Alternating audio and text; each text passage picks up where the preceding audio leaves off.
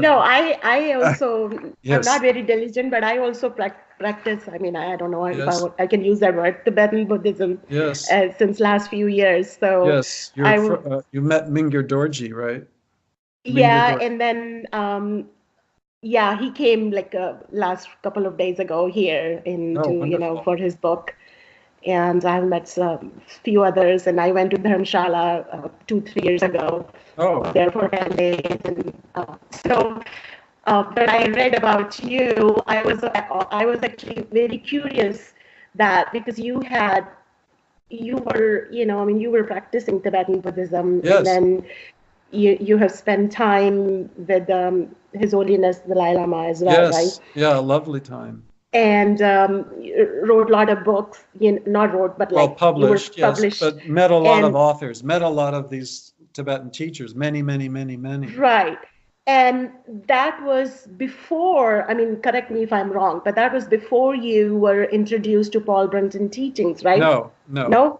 no. Paul Brunton, I when when I had my first empowerment, you want to call it, I'll use your Yeah. language. It was really just recognizing, being told, reading a book that said, God can be known. You can have experience of the divine. And yoga and meditation are helpful for this. So after I read that, I sought for a yoga teacher. And the person I met, and became my yoga teacher for a time, I started asking a lot of questions. And she said, oh, don't bother me. Read Paul Brunton. Read Paul Brunton, she said, because of the nature of my questions and so on. So this was in 1969, I think it was. Maybe 60, I don't know, it doesn't matter. Late 60s. I was in college at the time, and I started studying Paul Brunton, and they wrote, this yoga teacher was in a group that studied Paul Brunton in Columbus, Ohio. So I started I was going to that there. group. I went to that group, and I was introduced to a number of things there, but they wrote to Paul Brunton and said, would you come visit us, please? And he says, no, I can't Oh, do it, but I will send my student Anthony Damiani to you. So Anthony Damiani lived in Ithaca. He died in 1984. He lived in Ithaca area, and he had a bookstore that he opened. And he started offering subjects of spirituality, but a lot of it was like Paul Brunton. We studied many, many different things, but that was my familiarity with Buddhism, with various schools of Hinduism. There's the 6 schools, Nyaya, Vaivashika, something, Samkhya, Yoga, Mimamsa, Vedanta. We you studied know these more than different me. things. Yeah. Yeah, we studied these different systems. Yeah, at that time. Yeah, at that time, and Buddhist schools and so on. And the Dalai Lama came and visited our center, which I was involved in helping to build and so on, and lived there for 5 years. Dalai Lama came in 1979, and actually stayed in my house. My wife and I gave him our house, and he stayed there with his entourage, and he taught in the area. He taught at our center. And after that, in 1984, I got involved with Snow Lion Publications. After that. I'd like to cut my biography. I could talk about all this forever too, but I was very enthused by Tibetan Buddhism. I love the rationality of Buddhism in general.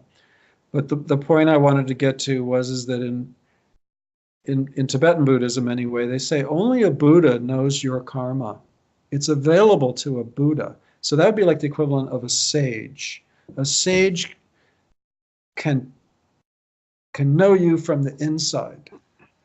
It's not like, oh, I have good advice for you, do Pilates and learn Reiki, because Yeah. I liked it, Right. not because I liked it, but Hmm. a sage or a Buddha can know, what does Seema need? What's her next step? PB says, I don't always know. I get the intuition or I don't. I can just help some people. I can't necessarily help everyone. But when he gets the intuition, he's quite good. And his intuition, I met him in the 70s. I was with him once, and I had a few more days in the trip. And I said, PB, I have a few days here before I have to go home. What should I do? He kind of like, looked inside, thought about it a minute, and he said, why don't you do a little retreat near Zurich at this Tibetan monastery? So this is he's telling me in 1975. And Yes. in 1984, I became the publisher of Snow Lion. While I was at this little monastery, I read a book by the Dalai Lama called The Buddhism of Tibet, and it was just a pamphlet that came from Dharamsala, India, where you went. And in 1988, we republished that book at Snow Lion. So it was like the only book in English in this German environment in Switzerland that they had a lot of Tibetan language books and so on. But it's sort of like, how did PB know that you would be? I had a connection with Tibetan Buddhism? And this was before the Dalai Lama came to our center, stayed in our house, anything like that. So that's what a sage can do.